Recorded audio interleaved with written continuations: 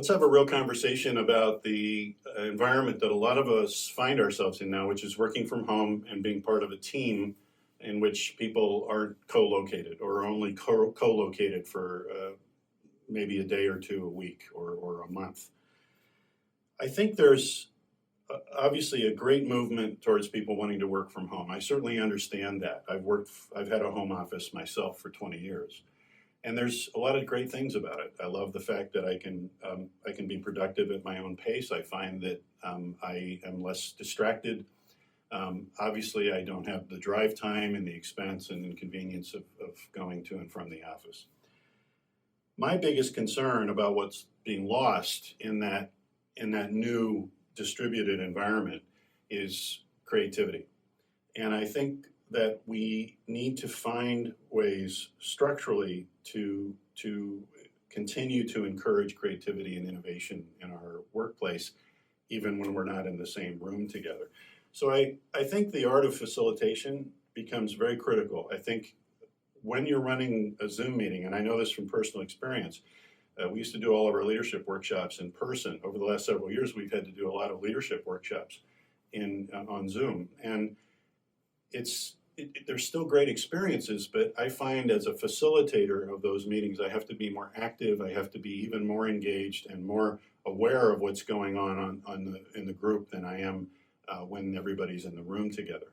So I think the art of facilitation actually becomes much more important now that we're not in the same room together, and the person who's facilitating the Zoom call has to create energy, interaction, make sure that people aren't fading away, making sure that people are keeping their focus.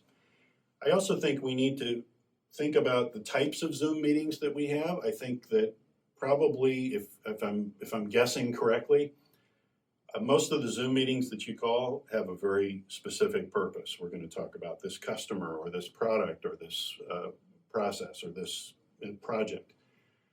You may want to think about Zoom meetings that don't have a particular purpose, but are rather for general discussion.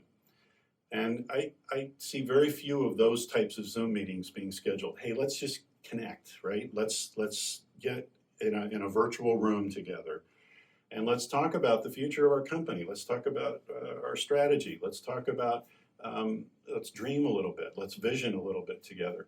So I think you can create an innovative and creative dynamic with people in a distributed environment, but I think you have to work harder at it. And I think you have to understand that some of the spontaneous and kind of unplanned interactions that people have in an office environment do often generate new thinking, do often generate the connection of two different ideas together in a way that feeds creativity. If you don't have people together, you need to find new and better ways to get them to interact with each other in that virtual environment. So management skill number one right now for people that are managing a distributed environment is probably the facilitation of the conversations and the meetings that you're having with your staff, and how you're creating a structure in those meetings in which that sort of spontaneous creativity that occurs in the office is still encouraged and supported and able to be accomplished in the distributed environment. So keep the creative juices flowing. That's, to me, the most likely thing that we lose in a distributed environment as opposed to an office environment. Thank you very much.